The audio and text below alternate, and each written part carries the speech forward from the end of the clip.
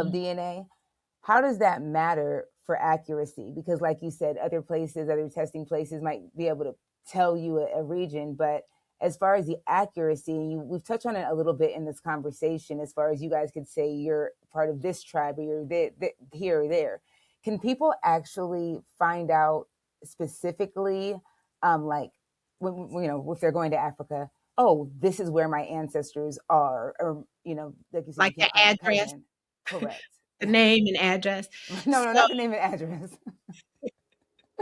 But like to get like, to actually locate, some of their ancestors or lineage. yeah, so the way this whole industry works, Ashley, is it's a matching process. Mm-hmm. Each company takes some portion of your DNA and then looks for other people who have that same portion. Mm-hmm. That's kind of like the baseline. I'm not a Correct. scientist. I'm giving it to you Right. guys in the layman's terms. Right. And so if you are looking for Native American connections, you're going to want your DNA to be compared to as much Native American DNA as possible, right? Right. Because you want the greatest chance of finding a match. Absolutely. If you're looking for Scandinavian ancestry, then you want your DNA to be compared to as many Scandinavian people as possible. Well, the same thing is true if you're looking for African ancestry. If you, and again, not just that you're African, because we already know that, but if you want that level of ethnic group specificity in a present day delineation, then you need a database that has the most African samples. So Mm-hmm. our database has 33,000 African samples from 35 countries and about 400 ethnic groups.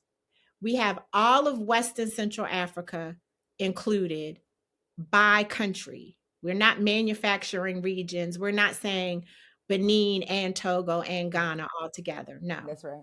we've got each individual West African country plus some other countries as well. Okay. And then our closest competitor had 4,000 African samples from maybe like 12 countries. Mm-hmm. And then they added 4,000 Nigerian samples. So now they have 8,000 samples, but more than half of the database is from Nigeria. That's why So everyone's Nigerian when you take those tests. Everybody's Nigerian. everybody is Nigeria. And we do come from different parts of Africa. I'm not Right. saying we only come from one part, but come on, y'all, really? Like Right. that's not, that don't require algebra. That's basic. That's just basic math. And then on top of that, okay, so I'm 40, if I'm 40% Nigerian or whatever, I don't know. Mm-hmm. People just pick the biggest percentage and say that's what they are. Right. Right. Right. Which part of your family is from Nigeria? Is it your Right. mother's side? Is it your father's side? Is it your mother's side or her father's side? Like, Mm-hmm. we have complexity, we have depth, and Mm-hmm. we should not, we will not, at African Ancestry, you will not be relegated to a percentage of a region. Mm-hmm.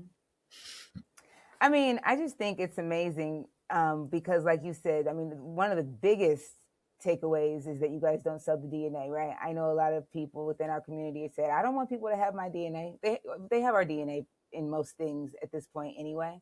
So Yep. that's not a reason. But the fact that you guys don't exploit the client, customer base is amazing.